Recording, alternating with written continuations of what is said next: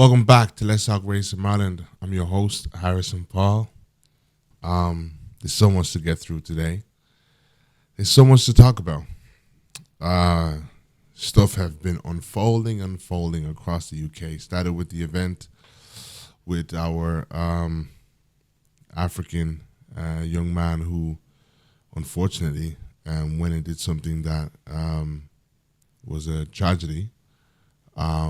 But now we found ourselves here where it is like a back. It's been, a friend of mine asked me, do you think that Ireland or the UK gave courage to, Ireland, because obviously the Irish riots were first initially. Do you think they gave courage to the UK? I said it's synchronized.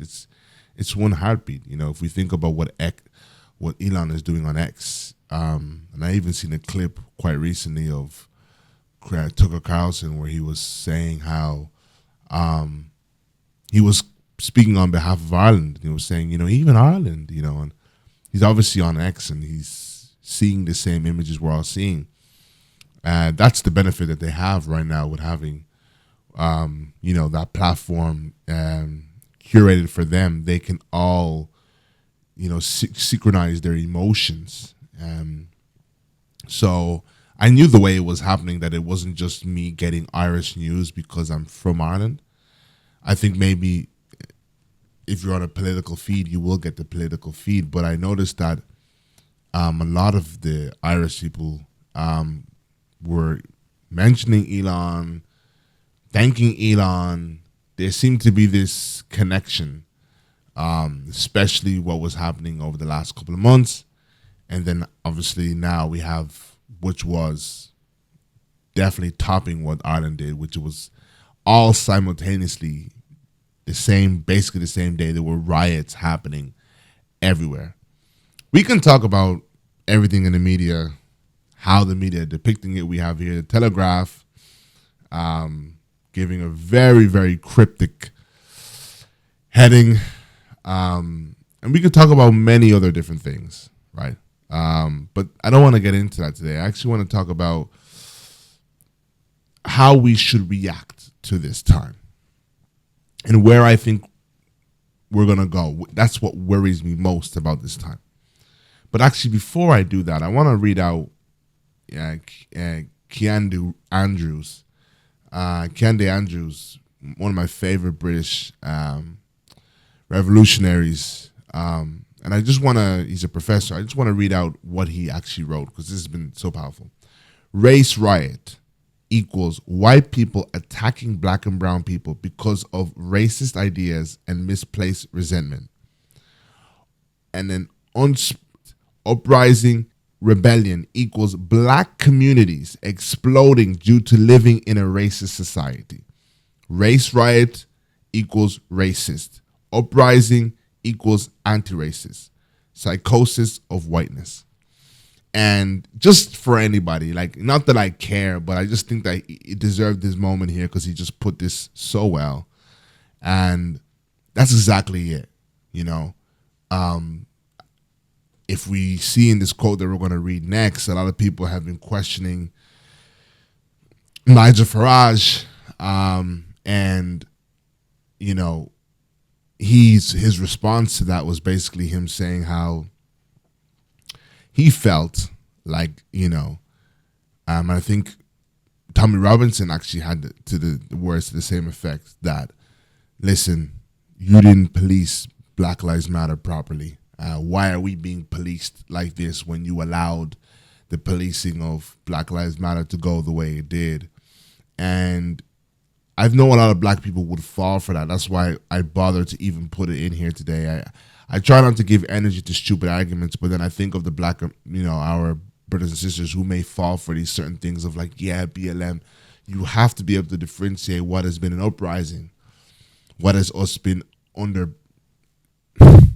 oppressive society, and then hurt and anger bursting out from living under a racist society. You cannot compare the two. But let me read out Nigel Farage statement of what he had to say very quickly. Check this out, guys. I have been totally appalled by the levels of violence seen in the last couple of days. Really, Farage. The levels of intimidation and threat to life have no place in a functioning democracy. Democracy, there goes that word that the West loves. Democracy.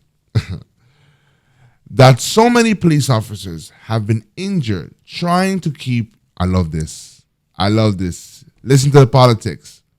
That so many police officers have been injured trying to keep the peace in is shocking. Black people have to be able to, oh, come on. I don't want to have like insults from my own people who don't see through these politicians. Today I was talking to a brother about Donald Trump's most famous moment, where he was asked to denounce the Proud Boys, and he told them to stand back and stand by. This is another version of that. Actually, I'm going to put up on the screen for you guys to see it. What do you want to call them? Give me a name. Give me a white name. Supremacists and Who would white you like me to condemn? White supremacists and right Proud Boys, stand back and stand by. But I'll tell you what.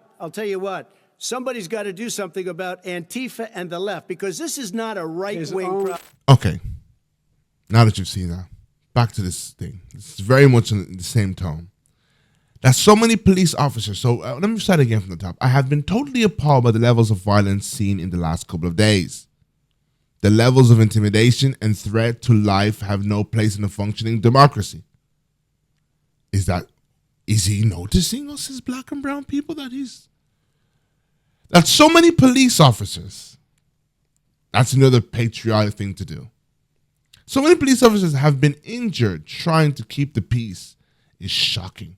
And we should not discount the use of the army if the situation were to deteriorate further. No mention of black and brown people. In the short term, we will quell the riots, but deeper long-term problems remain. Now, he has not mentioned black and brown people. Here we go. Ever since the soft policing of Black Lives Matter, can you imagine that? Protests. The impression of two-tier policing has become widespread. The Prime Minister's faltering attempts to address the current crisis have only added to that sense of injustice. Ooh.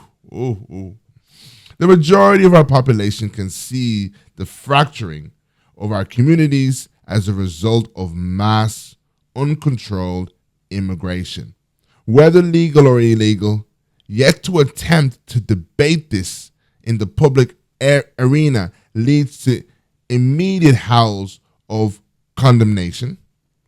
A population explosion without integration was always going to end badly. I have said this for many years. We must have a more honest debate about these vital issues and give people the confidence that there are political solutions that are relevant to them. A recall of Parliament will be an appropriate start to this. Folks, and there you have it. There you have it. Right wing. I was saying on my story today that I just enjoy right wing, you know. I enjoy them because they are the people who do what they want. Because power is on their side. This is how I see politics. The power is in the hands of right wing, and right wing have traitors, which we call left wing. Left wing are the people who have some form of a conscience that have come to a place to say, I can't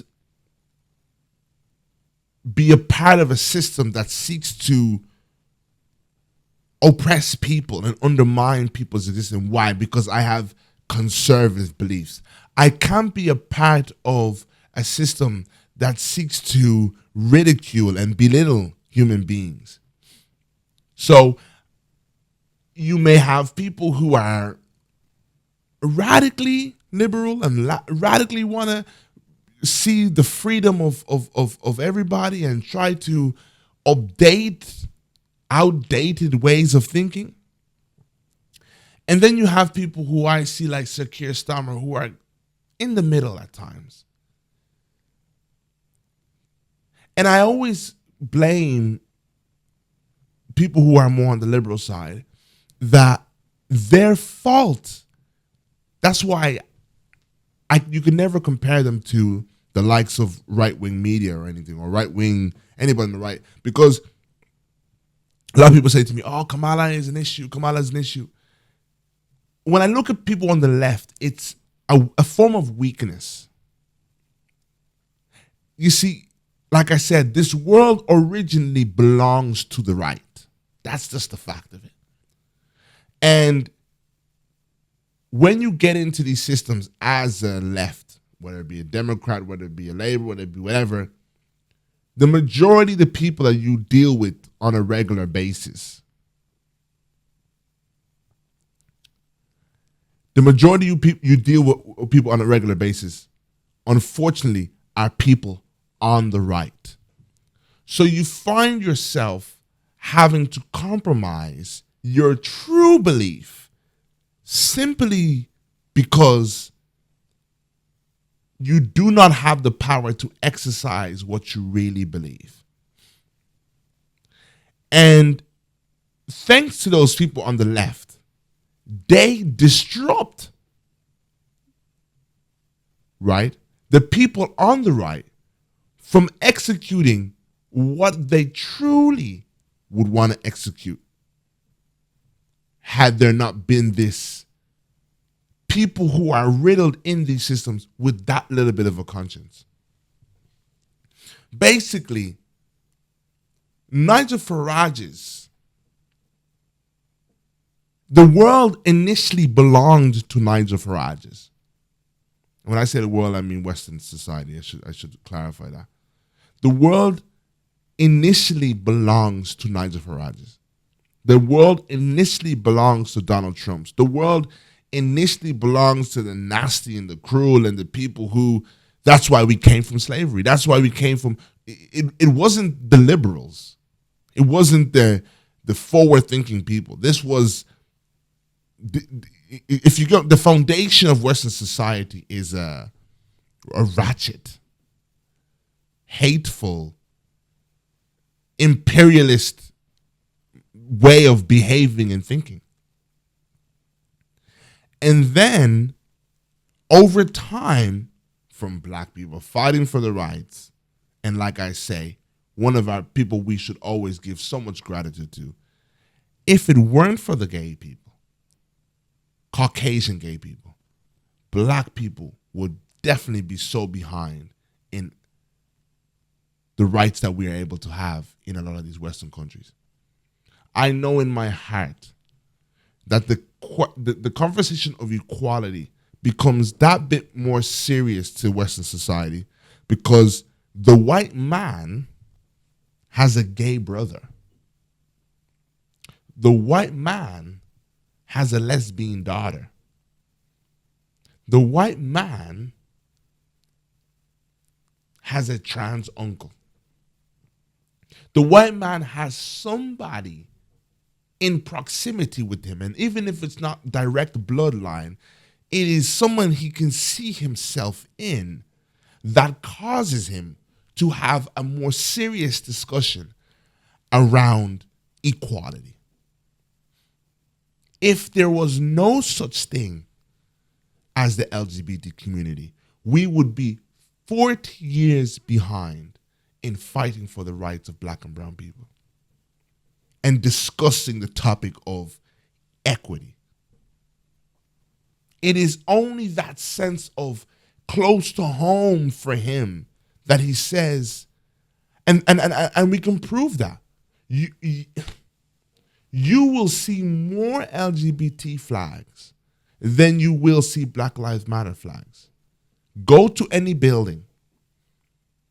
Go to anywhere. You will see, yet, dare I say it, I believe the champions of revolutionary nature fighting is the black community.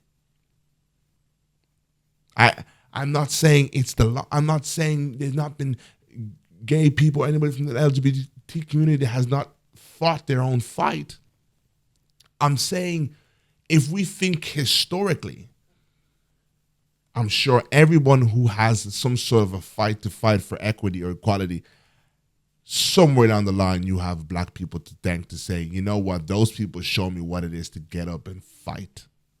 Fight for a vote, apartheid, fight for whatever. Again, not saying you did not have your own. I'm saying I believe black people have been that community that have championed revolutions, championed fighting for their rights, standing up and fighting. And we've just been those people. Of course, things have been stacked against us more than any other community. So what do you expect? Especially in modern society. When we think about the 60s, 50s, 70s, 80s, and I'm even saying nowadays what's going on is starting to look like the 80s. So we have so much to thank in regards to the LGBT, because equity, even now being a conversation, is due to the fact that it's his kin. It's his skin folk in which he says, okay, let's interject an equality program in work here. Let's interject an equality program in work here. And if there's one thing I noticed, and I'm going to divert now into something else.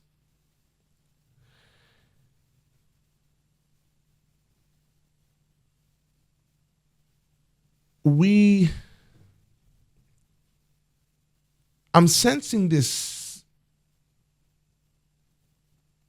reluctancy, which I sense majority of the time.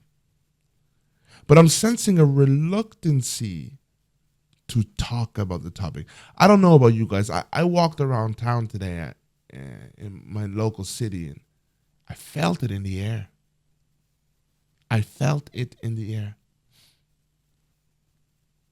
I felt it when I looked at a brown boy just locking eyes with somebody. I felt it. We didn't know each other. We didn't speak. I just felt it in the air. Felt it when I looked at the white person. I felt it in the air. I felt this before. Whenever there's something big, I felt it now. And what I sense is this reluctancy to actually face these moments head on. You see, we spend so much time saying that we're a great society, that when these moments happen,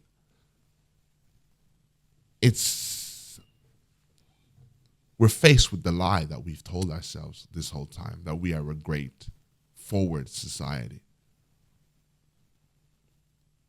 And my biggest fear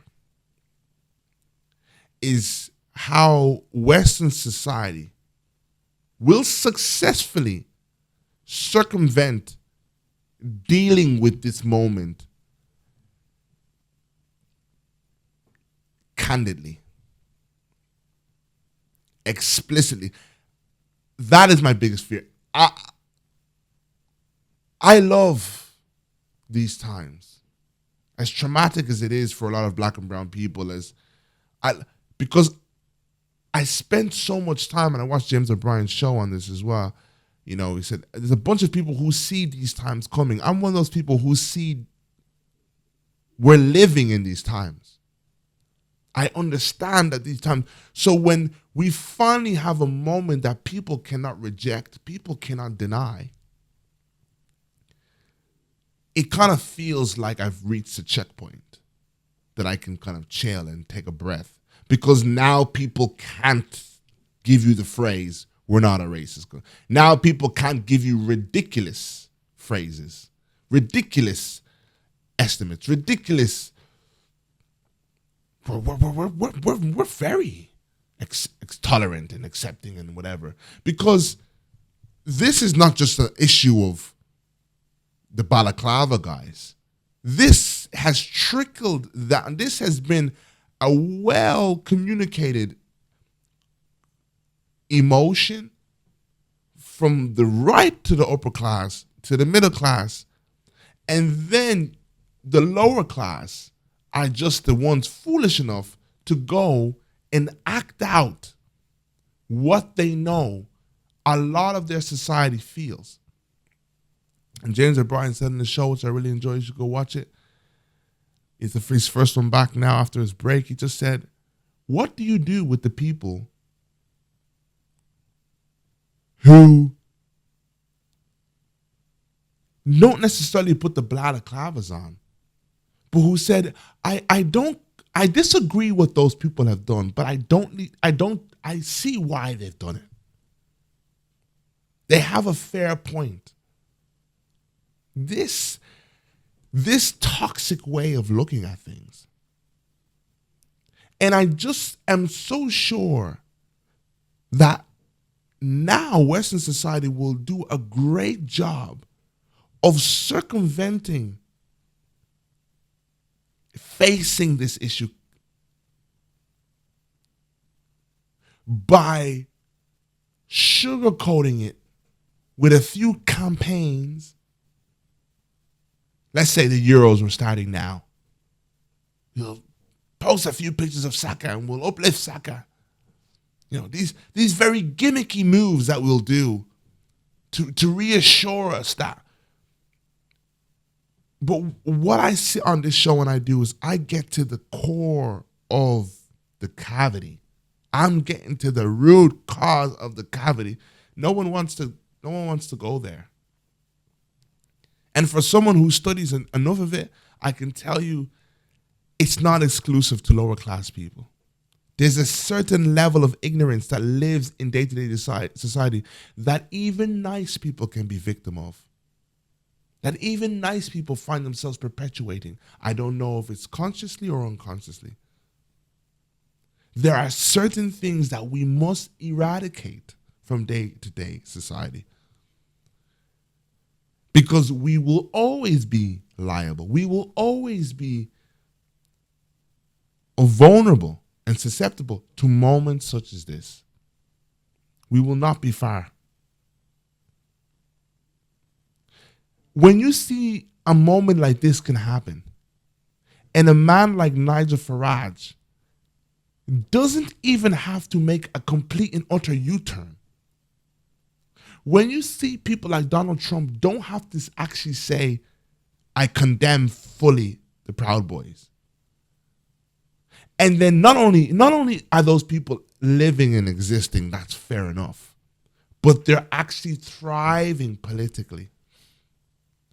This lets you know where we truly are.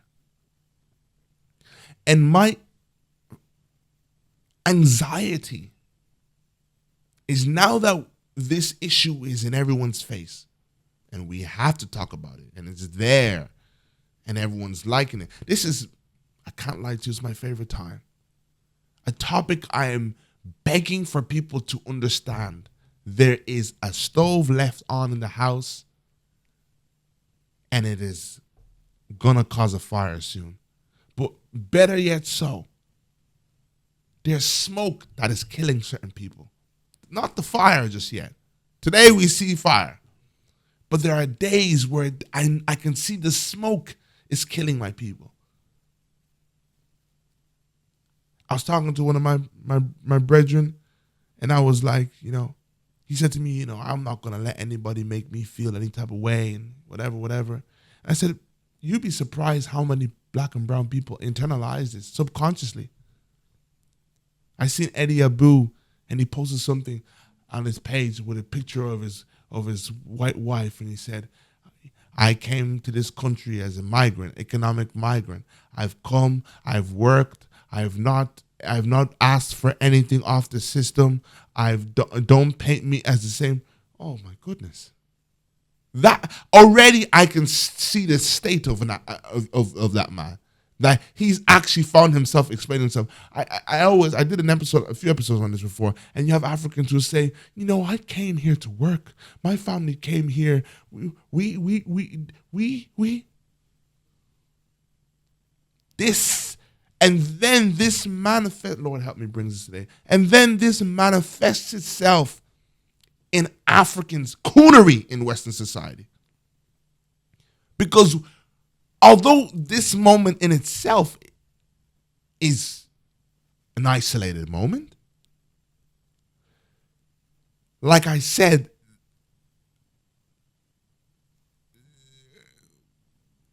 covert energy, a covert version, a stench that hovers in our society on a regular basis, on a consistent basis. It really poisons us. This is all subconsciously, where we find ourselves as Africans being completely altered, and it shapes our psyche here as Africans in the West. I'm telling you, I watched a girl today. She said something so awesome. She said, I'm actually going to put it on the screen for you guys to see it. Check this out.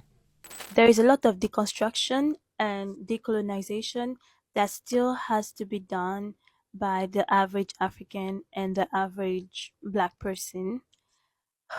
I cannot tell you how many of us are pretending to be fully decolonized and we aren't. You cannot truly be decolonized in a society that literally builds you up to think in their type of mindset.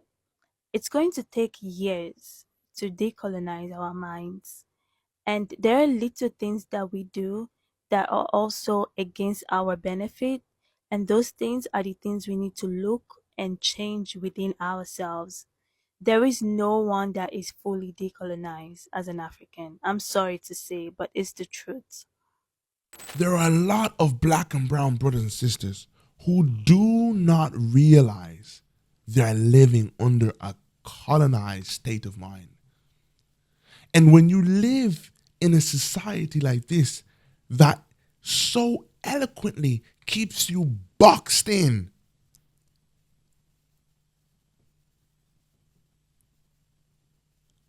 keeps you apologetic for your existence in West. You don't identify it.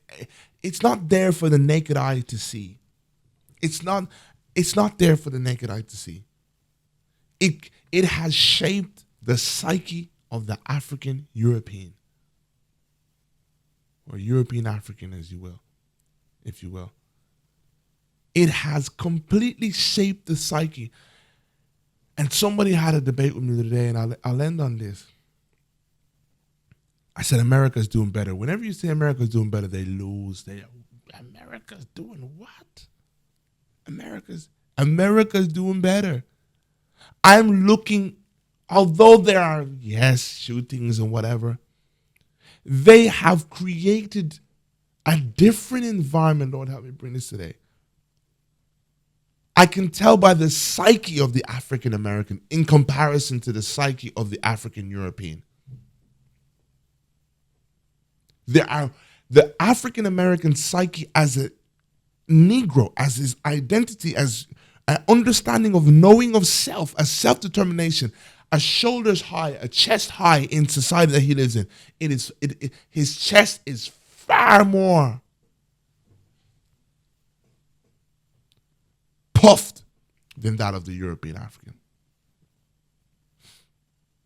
He feels far less pressure to assimilate than the European African. He is far less assimilating than the European African. So this is not just by coincidence. This has been work that people put into place. Check this out, please follow me. To facilitate the African to grow up, to facilitate an environment that causes the African American to grow up with a much more boisterous way of being and a much more demanding, a demanding presence. That's why they're far greater than us. If you think about who they are, even in pop culture, if you think about who they are, even in the political world, if you think about who African Americans are in business world, everything, they are far more dominant than us here. Some would argue it's a time scale. I study enough to know it's not merely the time as MLK said. It's not merely the presence of time. It is who they are. One of my favorite people is Joy Reid. Joy Reid is hated by the right. The fact that Joy Reid sits on one of the biggest news stations in America and talks her talk. And the European African, whether it be British or Irish, is so imprisoned.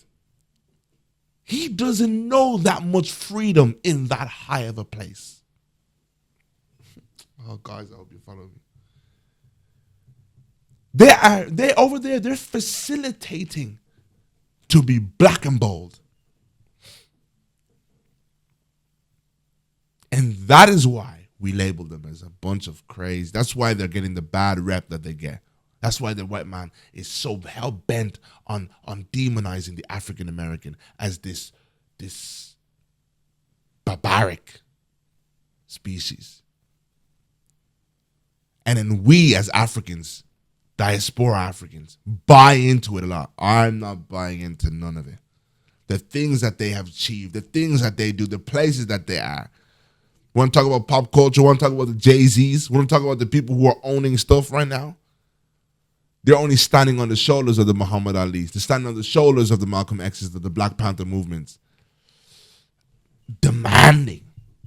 Every category, you name it. African Americans are demanding. Yes, there's trauma. Yes, there's stuff happening in the ghettos. Yes, there's stuff happening. Trauma. Don't you see your trauma as more luxurious than the African Americans' trauma? Why? Because most of you Africans are so colonized. So colonized. That is Africans' version of trauma. Just shut up. We're just going to take it. I don't know what I would prefer. To always bump into Africans here in Europe who are just saying, shut up, I just take it. Or to go to America where I'm in the midst of some boisterous, demanding people, but rough around the edges when it comes to the ghettos. That they're so boisterous that there is a little bit of dysfunction. And I, like I said in other previous episode, it all is coming from the self-hate. James Baldwin said in a famous interview, if you treat someone bad enough, well enough, for long enough, he begins to do it to himself. That's where the contentment for black life comes from. Had a friend saying, oh, we're shooting ourselves. Why are we shooting ourselves? White man ain't got to do it no more.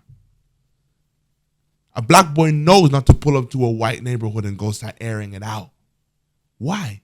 Because the white man told him what's valuable and what's not.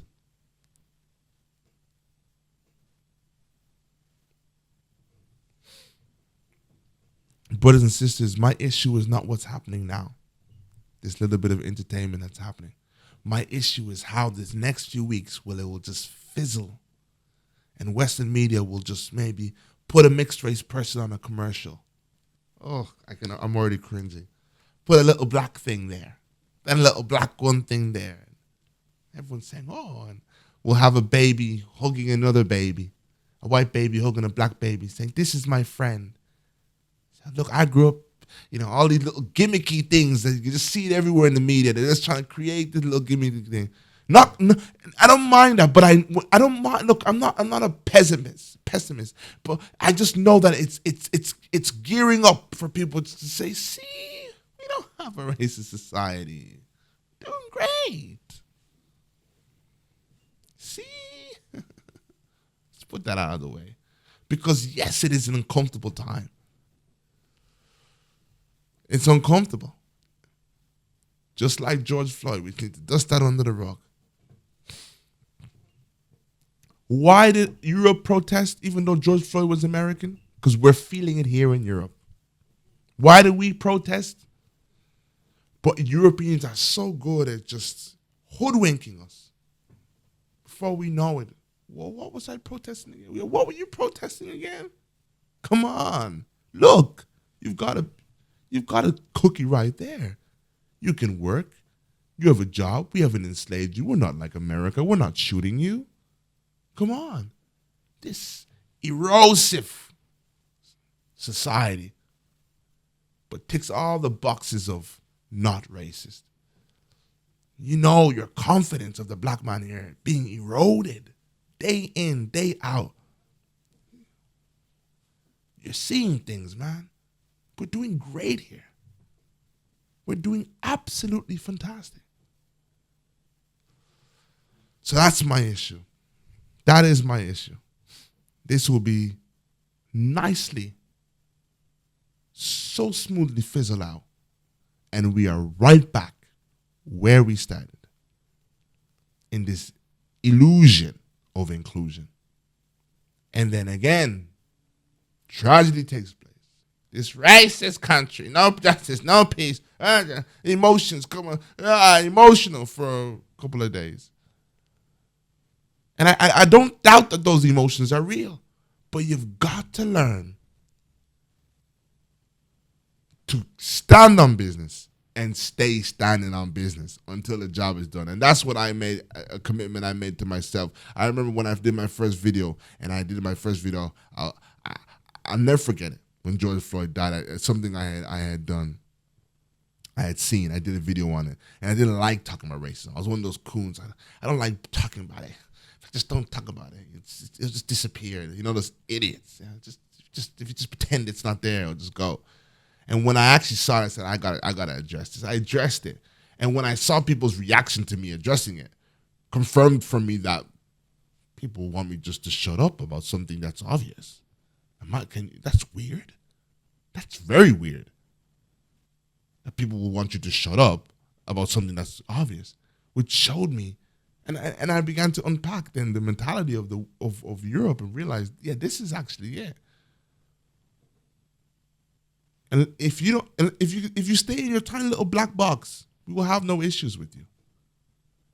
America are trashing that box every day. Where the white man's thinking, what do we do with these folk? That's why they're saying, Trump, extremists, come in, make it happen. Because these folk, if we sleep off another election, I don't know what they're going to get done. Here, Europe, let me be honest with you, brothers and sisters, they don't fear you like they fear the American. They don't fear you like they fear the American. Because they know you'll be sleeping a couple weeks. But there are some revolutionaries out in America who do not sleep.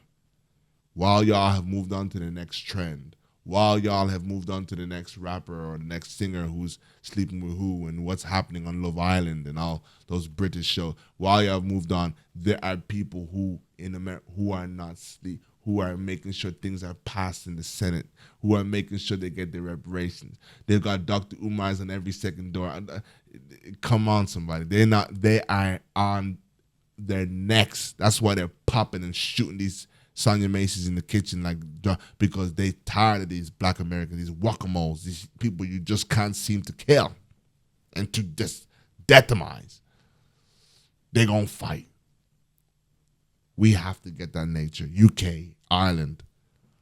Don't know much about the rest of the European countries, but Jews, the ones I know. That's why I say they're better than America. That's why I say America is better than us. Because I'm looking at the things they've put in place. I'm looking at the nature that they've implemented into their children. You can't implement that here without, you can't, we don't do that here. The Negro doesn't have that room, that space. We've not even set the foundations. We've not facilitated an environment for him to move and to be like that. Anyway, let's see how all this unfolds. Thank you so much for watching. Make sure you like, share, and subscribe. And I'm on a mission for you.